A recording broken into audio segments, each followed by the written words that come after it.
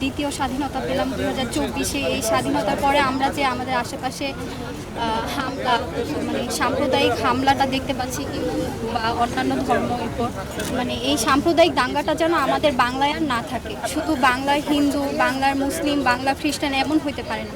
হিন্দু, মুসলিম, বৌদ্ধ, খ্রিস্টান সব কিছু মিলেই আমাদের বাংলাদেশ।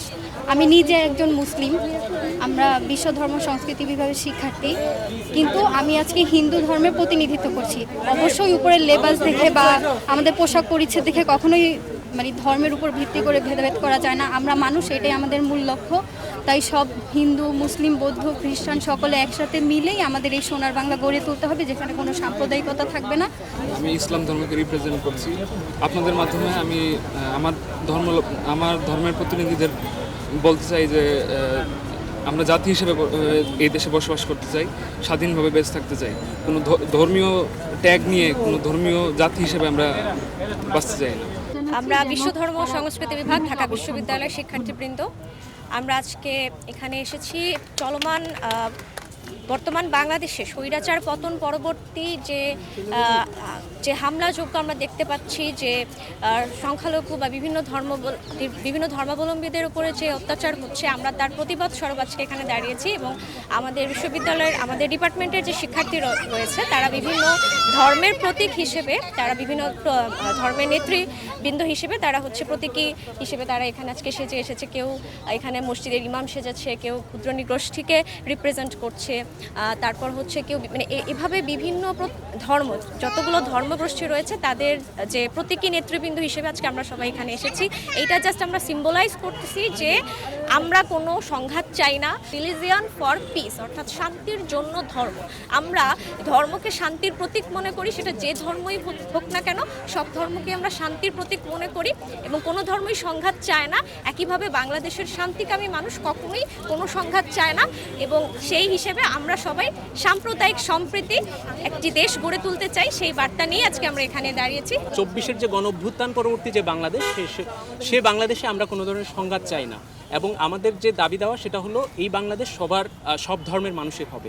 এবং আমাদের আজকের যে মেসেজ, সেটা যদি 2 লাইনে বলতে চাই, সেটা হচ্ছে একসাথে থাকি, একসাথে বাঁচি, আজও একসাথে থাকবই, সব বিভেদের রেখা মুছে দিয়ে সাম্যের ছবি আঁকবই। এই বাংলাদেশে কেউ সংখ্যালঘু না, নাগরিকতার ভিত্তিতে সবাই হচ্ছে সংখ্যাগরিষ্ঠ, সবাই সমান। আমরা চাই সব ধর্মের, সব মতাদর্শ এবং সব দলের মানুষ শান্তিতে, সুখে শান্তিতে বসবাস করুক, বাংলাদেশ শান্তির দিকে এগিয়ে যাক। আমি এখানে খ্রিস্ট ধর্মকে প্রতিনিধিত্ব করছি, যদিও আমি ব্যক্তি পরিসরে একজন মুসলমান। তবে আজকে আমাদের এই র্যালির আয়োজনের উদ্দেশ্যটি খুবই স্থূল, এটি আসলে দৃষ্টি আকর্ষণের জন্য, কিন্তু এটির মূল উদ্দেশ্য আসলে একটি গভীর বার্তা পৌঁছে দেওয়া যে বাংলাদেশ রাষ্ট্র কখনোই পূর্ণ হবে না যদি আমরা সাম্য, মানবিক মর্যাদা ও সামাজিক ন্যায় বিচারের ভিত্তিতে যে স্বপ্ন আমাদের পূর্বপুরুষরা দেখেছিলেন সেই উদ্দেশ্যে এগিয়ে না যাই। তো এর জন্য আসলে শুধুমাত্র এক মুসলমানের বাংলাদেশ বা এক হিন্দুর বাংলাদেশ দিয়ে বাংলাদেশ আমরা স্বপ্ন দেখতে পারি না। যে ষড়যন্ত্রকারীরা, যে দুষ্কৃতিকারীরা এই সাম্প্রদায়িকতার সৃষ্টি করছে, এটাকে রোধ করা, আমরা সকল ধর্মের সকল মানুষ যদি একতাবদ্ধ হই, তাহলে খুব সহজেই এই সাম্প্রদায়িকতাকে রোধ করতে পারবো। আজকে আমি বৌদ্ধ ধর্মের প্রতিনিধিত্ব করছি। তো বৌদ্ধ ধর্মের সবথেকে মূলনীতি হচ্ছে আমরা কোনো ধরনের সহিংসতা করব না, অ্যান্ড আমরা হচ্ছে কোনো ধরনের জীব হত্যা বা জীবকে কোনো ধরনের নির্যাতন করব না। তো এই প্রেক্ষিতে আমার কাছে মনে হয় যে বিশ্বের সবগুলো ধর্মই, আমাদের পৃথিবীতে বর্তমানে যতগুলো ধর্ম আছে সবগুলো ধর্মই শান্তির কথা বলে। তো সেই দৃষ্টিকোণ থেকে আমার কাছে মনে হয় সকল মানুষের উচিত একই সাথে মানবতার প্রেক্ষিতে একই সাথে একতাবদ্ধভাবে উন্নতির দিকে নিজেকে এগিয়ে নিয়ে যাওয়া এবং নিজস্ব ধর্ম নিজস্ব স্থান থেকে অনুসরণ করা। যে আমি এখানে আমাদের পাহাড়ি ক্ষুদ্র নৃগোষ্ঠীদের প্রতীক হিসেবে দাঁড়িয়েছি। কেবলমাত্র ধর্ম বা কেবলমাত্র বাসস্থানকে কেন্দ্র করে কখনোই রাজনীতি করে একটা বিশেষ ক্লাসকে আপনি পিছিয়ে রাখতে পারবেন না। বাংলাদেশ কোনো নির্দিষ্ট ধর্মের না, বাংলাদেশ কোনো কারো বাসস্থানের ভিত্তিতে বিভক্ত করা জনগোষ্ঠীর না। বাংলাদেশ আমাদের সবার, আমাদেরকে আমাদের পরিচয় সবার প্রথমে মানুষ গণ্য করতে হবে এবং তারপরে আমাদের বাকি সব পরিচয়। আমরা সব তরুণরা আজকে এই বার্তাটাই দিতে চাচ্ছি। এলো খবরের কাগজ, নিখাত, নির্ভীক, নিরপেক্ষ।